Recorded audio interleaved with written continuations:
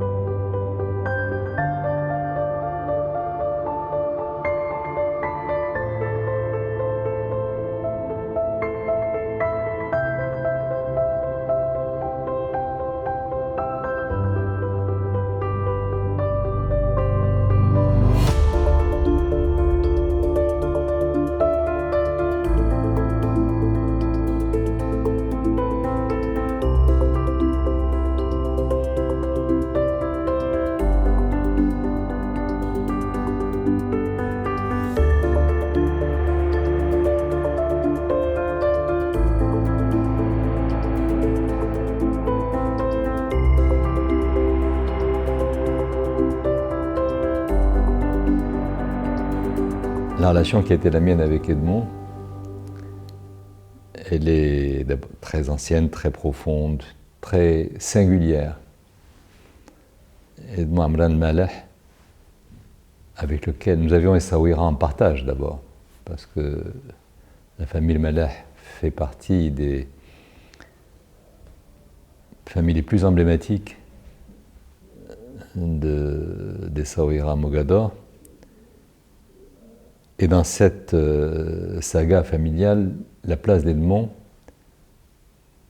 est exceptionnelle. Elle est exceptionnelle parce qu'elle est à la fois celle du militant, celle du philosophe, celle de l'esthète, et aussi celle, pour ce qui me concerne, d'un compagnon de route complice dans tout ce qui fait la vraie vie. كانت له مسيرة وإن متأخرة نسبيا من حيث العمر فكانت مسيرة طليعية في الكتابة والتأليف والعمل الصحفي. ذلك أنه بعد أن أمضى فترة منتسبا للحزب الشيوعي المغربي سيغادر سنة 65 إلى فرنسا ويعمل في باريس لفترة من الوقت الصحافة الثقافية على وجه الخصوص وبالتدريس قبل أن يعود إلى المغرب بعد رحيل زوجته سيسيل في نهاية القرن العشرين 1999. وللذين لا يعرفونه فإدمون عمران المليح الكاتب المغربي الروائي والقاص، وهو ناقد تشكيلي أيضا، وأحد المثقفين المهمين في الثقافة المغربية في بعدها الوطني، وبالخصوص في المكون ديالها اليهودي. إنه الديانة ديال إدمون الله يرحمه كانت ديانة يهودية على دين أجداده وأسلافه، ولكنه قبل هذا وبعده كان مغربيا.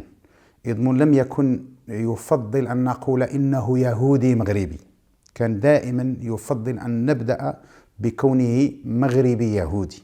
Edmond Amran El-Maleh, je l'ai connu en 1992. À l'époque, je suivais un séminaire de littérature maghrébine à l'université Mohammed V, ça ne me rajeunit pas. Et c'était un samedi, on avait le séminaire d'habitude le matin, de 9h à midi. Ce jour-là, le professeur nous avait informé qu'on allait recevoir un invité. Et que le cours, au lieu d'avoir lieu le matin, on allait l'avoir l'après-midi. On s'est déplacé quand même. Vous savez, à l'époque, les étudiants se déplaçaient à chaque fois que le professeur le demandait. Et on est venu à 14h. Et à 14h05, on voyait un monsieur d'un certain âge qui avançait avec une dame et notre professeur qui était avec lui. On avait entendu parler d'Edmond Amran El-Maleh, mais on ne l'avait jamais vu. Ce jour-là, il était venu. C'était à la salle 26 de la faculté des lettres et des sciences humaines. Il est venu avec un sachet qui contenait ses livres. On était à peu près 12 étudiants à l'époque, c'était le DEA. On s'est assis, alors il nous regardait, on ne savait pas que c'était Edmond. Alors le professeur nous a dit, je vous présente Edmond Amran El-Maleh. Voilà, mon premier contact c'était à l'université en 92. Et là il a fait quelque chose de très intéressant, de très beau, de très généreux, qui ne surprend pas de la part d'Edmond. Il nous a offert ses livres. Et à l'époque, je me rappelle, j'avais pris 2 livres. J'avais pris Parcours immobile et Iliane ou la nuit du récit. Je suis repartie chez moi avec ces 2 livres et le soir même, j'ai commencé à lire Parcours immobile. En 1965, il était plus ou moins obligé de quitter le Maroc. C'était juste après les événements de Casablanca en 65, alors qu'il menait une vie tranquille. Et comme ces événements-là ont éclaté, la police est partie le chercher. Est partie le chercher chez lui, alors que lui a cessé toute activité politique depuis 1959. Depuis 1959, il a quitté le Parti communiste pour se consacrer à sa vie conjugale, sa petite vie, et à son rôle de professeur de philosophie. Moi, j'aimerais d'abord dire qu'il m'a beaucoup donné, qu'il m'a beaucoup appris, et qu'il est, dans l'histoire de notre pays, une personnalité emblématique et qui a su donner à notre identité sa profondeur et surtout sa capacité à additionner de façon heureuse et sereine toutes ces strates, toutes ces civilisations qui fondent notre marocanité. Edmond avait ce talent, parce que philosophe, parce que pédagogue, parce que militant, de rappeler, comme je le fais moi-même, que nous étions l'un et l'autre âgés de presque 3000 ans. Parce que on avait ce très grand plaisir à remonter le fil de l'histoire en disant, ben voilà, nous, Marocains, les deux en tout cas, nous étions à la fois riches et forts de notre judaïsme, marocains, de notre appartenance à la grande civilisation berbère, de notre rencontre heureuse aussi avec la civilisation arabo-musulmane, notre africanité bien sûr qui était très présente dans nos échanges, à Essaouira notamment, dont Edmond rappelait toujours avec gourmandise que cette ville, on l'a appelée pendant longtemps le port de Tombouctou.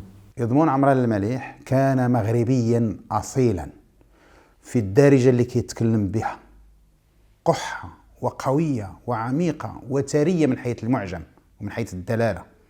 إضمون ابن الصويرة الذي كان يحب مراكش وكان يحب أصيلة بالخصوص من ضمن الأماكن التي كانت أثيرة لديه. جريت معه أول حوار لي وجريت مع عدة حوارات. الحوار الأول في يوليوز 86 واللي كنت نشرته في جريدة الاتحاد الاشتراكي. ثم بدأت أتعرف على كتاباته الأدبية والنقدية بدءا من سيرته الذاتية اللي كانت حدث أدبي فاصل في تاريخ تطور الكتابة المغربية وخاصة الكتابة السردية السيرية الأوتوبيوغرافية المجرى الثابت لو باركور ايموبيل اللي تنشر في بداية الثمانينيات من القرن الماضي.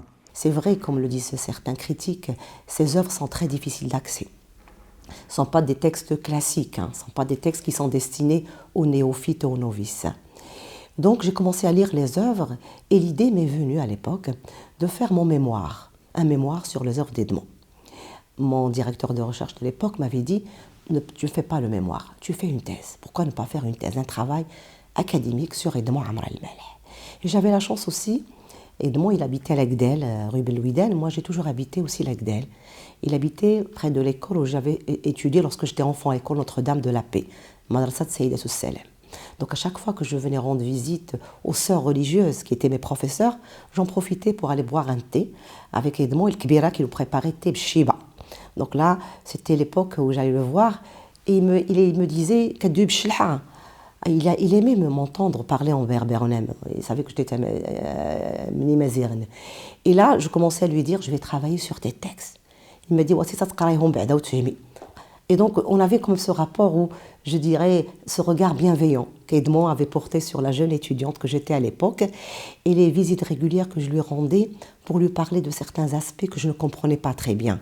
À l'époque, je n'avais nu ni Halim Zafrani ni d'autres auteurs pour pouvoir comprendre un peu ce que c'est que la culture juive. Vous savez, une étudiante de 23 ans férue de littérature française et qui plonge dans l'univers et la pensée philosophique d'Edmond Amr el-Maleh, ce n'était pas très évident. Sa syntaxe, la structure de ses phrases, les mots qu'il mettait dans l'œuvre, dans ses écrits sont particuliers. Et d'ailleurs, il n'appelait jamais dans son œuvre, il n'y a jamais la catégorie roman.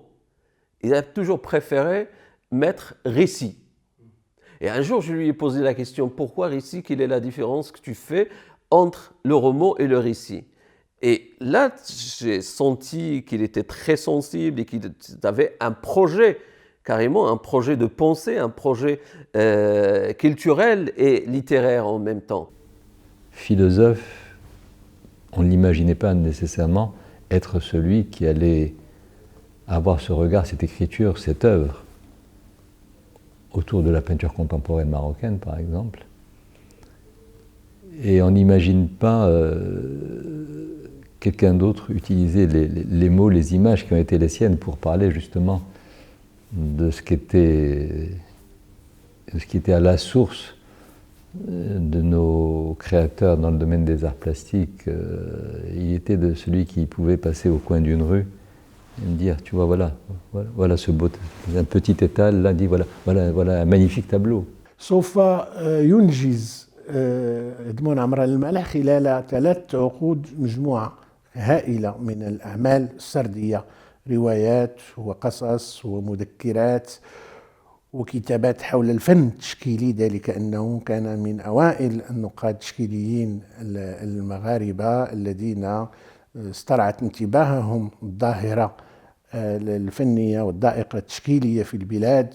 C'est un penseur attaché à la terre de son pays. Cet attachement à cette terre se révèle particulièrement dans ses écrits sur l'art. Pourquoi ?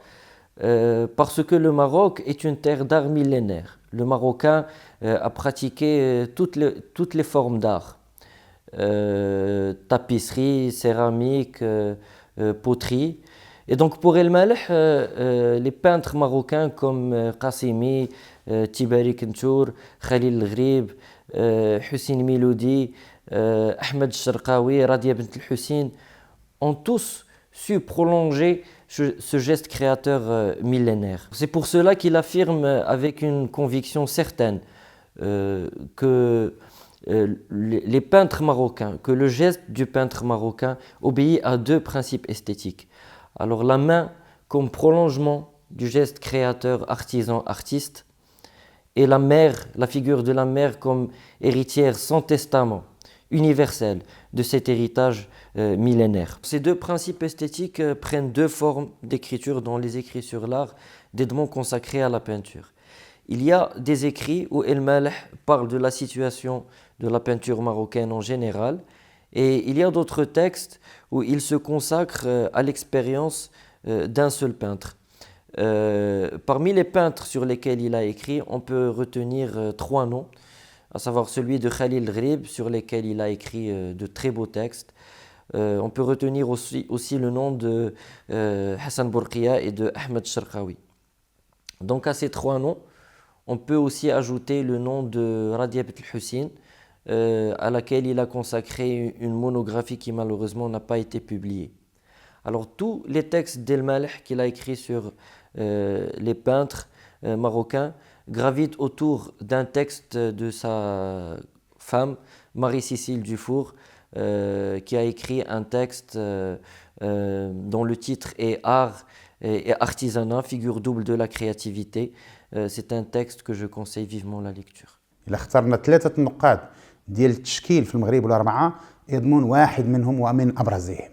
اهتم بالحركة التشكيلية المغربية وواكبها، كتب على الشرقاوي، كتب على القاسمي، كتب على الغرباوي، كتب على فريد بالكاهية، كتب على عدد من الإخوان، على الأجيال التشكيلية المؤسسة وعلى الأجيال الشابة أيضا نساء ورجالا.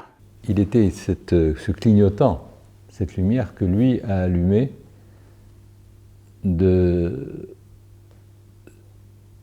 ces intellectuels juifs, marocains de confession juive, qui très tôt ont adhéré au mouvement national. Et puis, à l'époque, ça n'a pas dû être facile et évident. D'abord parce qu'il appartient, lui, à une famille très bourgeoise, plus bourgeois que la famille des El Maleh à Mogador, difficile. Mais de cette bourgeoisie éclairée, il avait aussi appris ce contrat social qui nous liait tous les deux pour être aux côtés de ceux qui souffraient, pour être aux côtés de ceux qui cherchaient à atteindre ces degrés de liberté, de dignité, de citoyenneté dans ses valeurs les plus, et dans ses dimensions les plus exigeantes, les plus humanistes. في رواية إدمون عمران المالح التي قيض لها أن تترجم في مجملها إلى اللغة العربية، وهذا مكسب للقراء المغاربة. في هذه الروايات وفي هذه النصوص السردية نعثر إذا شئنا على قاسم مشترك، هو تركيز أستاذ إدمون على عنصر أساسي هو التناغم الثقافي الذي يجمع المغاربة قاطبة. Je vois par exemple lorsque je lis 1000 ans un jour, comment il décrit le départ des Marocains juifs, comment ils ont vécu 1000 ans au Maroc et comment ils ont dû quitter, parce qu'ils ont reçu des instructions pour quitter le Maroc pour aller peupler la terre de Palestine. La blessure principale dans la vie et dans la pensée et dans l'œuvre d'Edmond Amran el-Maleh, c'est le départ des Juifs marocains. Et il disait tout le temps, il a écrit aussi à propos de cet événement que c'était une amputation pour le corps marocain. إدمون أيضا كان رجل مواقف، كان موقفه من القضية الفلسطينية موقفا وطنيا، وظل إلى آخر رمق رحمه الله ينتصر لقضية الشعب الفلسطيني ويعتبرها أولوية من أولوياته الإنسانية قبل أن تكون أولوية سياسية أو إيديولوجية. Une fois, je voulais l'inviter chez moi à la maison. C'était le mois de Ramadan et je voulais qu'il fasse connaissance de ma famille. Et je lui avais demandé il m'a dit, je me rappelle bien ce jour-là, j'avais porté un vernis rouge. Il m'a dit, أنا بغيت الخبز ديال الدار وتعجنيه ما تجيبوليش الخبز ديال لا باتيسري وبغيت الطاجين وبغيت املو وبغيت الماكله وبغيت البلبوله. قلت له لا سوب شينواز. قال لي جو فو ني شينوا ني فرونسي، بغيت الماكله ديال البلاد. Autour d'une salade que lui confectionnait toujours avec de l'huile d'argan qui était évidemment au cœur de notre gastronomie locale. Hein.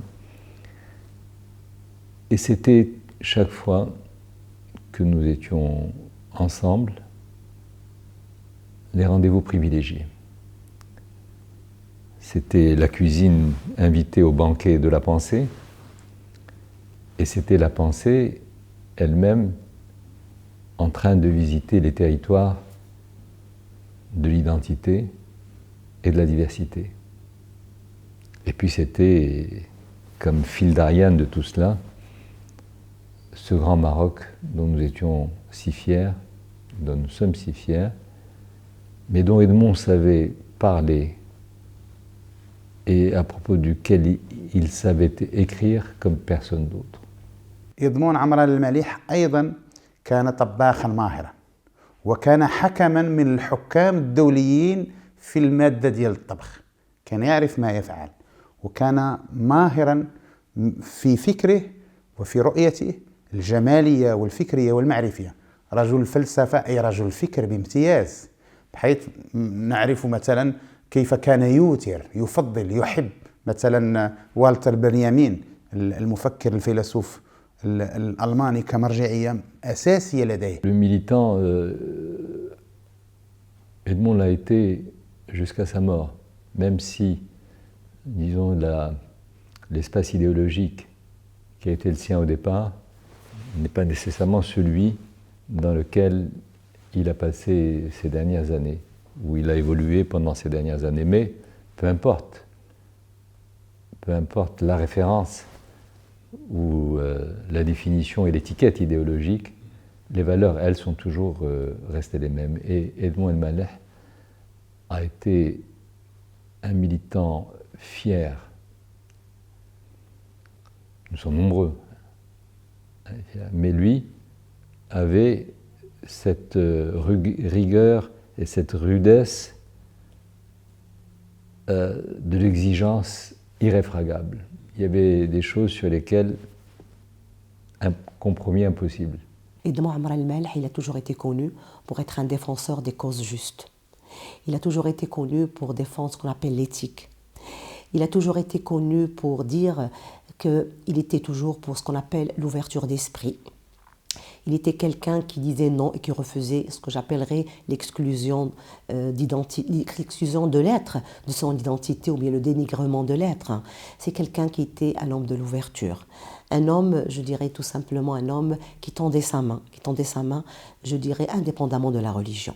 أعتز بكوني أبنته وعندما كنا نواريه التراب في مدينة الصويرة، عندما كنا بصدد دفن جثمانه الطاهر، سمح لي إخوتي وكلفوني بأن أتقدم لكي أتحدث عن مناقبه وعن مسار حياته وعن مميزات شخصه كإنسان وكرجل وطني مغربي أصيل. Je crois qu'il a été naturel pour beaucoup d'entre nous, et nous étions nombreux parmi ses amis et parmi ses complices presque.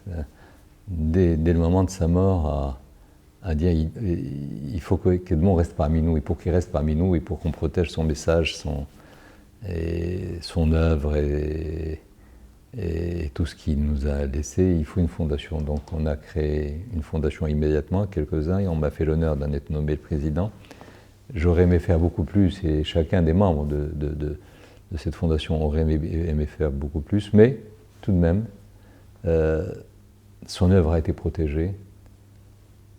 Ses ouvrages ont été pour beaucoup réédités, et réédités avec des choix qui les mettent à la portée du plus grand nombre.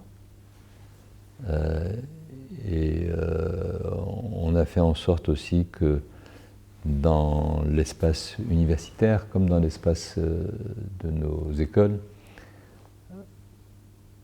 on essaye chaque fois que cela a été possible d'introduire dans les cursus scolaires ou universitaires l'œuvre d'Edmond.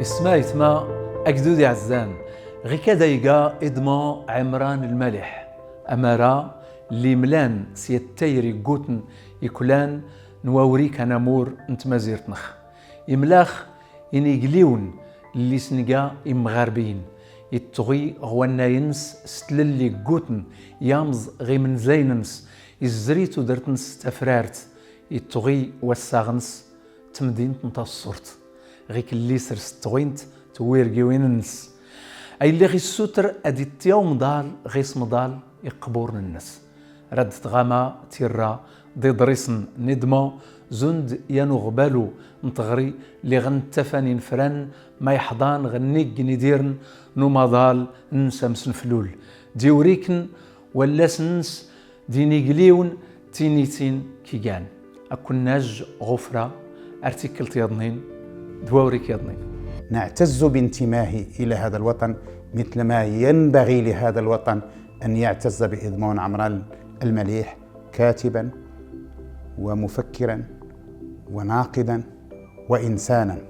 رحم الله إدمون عمران المليح.